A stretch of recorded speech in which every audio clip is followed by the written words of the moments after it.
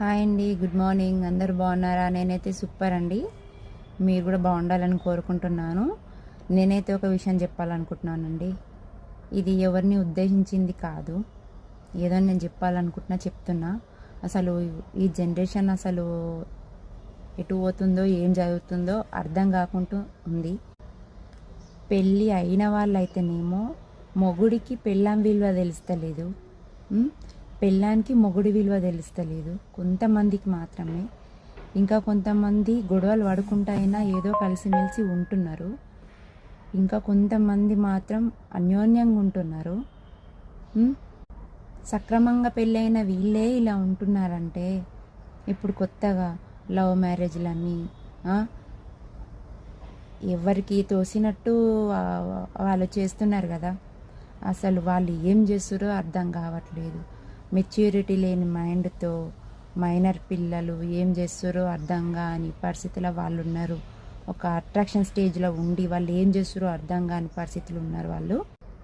Love marriage అని చేసుకున్నప్పుడు అది నిలబెట్టుకోండి. కష్టమో నష్టమో భరించి ఉండండి. చిన్న చిన్న గొడవలు వస్తూనే ఉంటాయి, సర్దుకపోండి.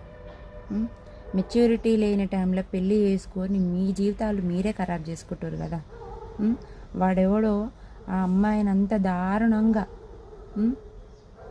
కొట్టి చంపేసిండు వాడు. అట్లాంటి పరిస్థితి తెచ్చుకోకండి. మరీ అట్లాంటి న్యూస్లే అయిపోతున్నాయి.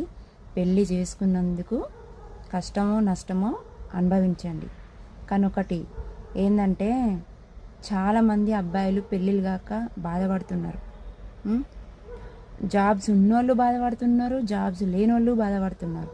బిజినెస్ చేసుకునేటోళ్ళకి కూడా అమ్మాయిలు దొరకక పెళ్లి సంబంధాల కోసం వెతుకుతూ ఉన్నారు. కానీ పెళ్ళిళ్ళు అవ్వట్లేదు వాళ్ళకు.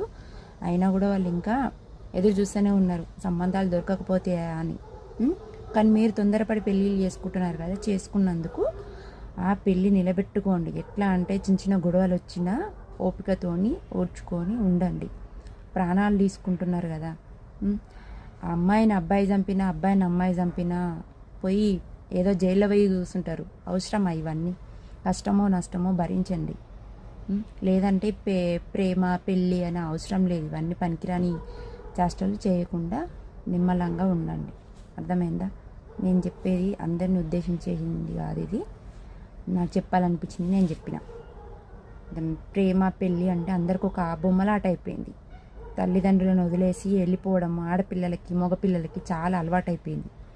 ప్రేమ అంటే పెళ్ళి అంటే అసలు ఏంటిది, ఒక బాధ్యత తెలియదు, ఏం తెలియదు, ఎలా బతకాలో తెలియదు, ఏం తెలియదు. పెళ్ళి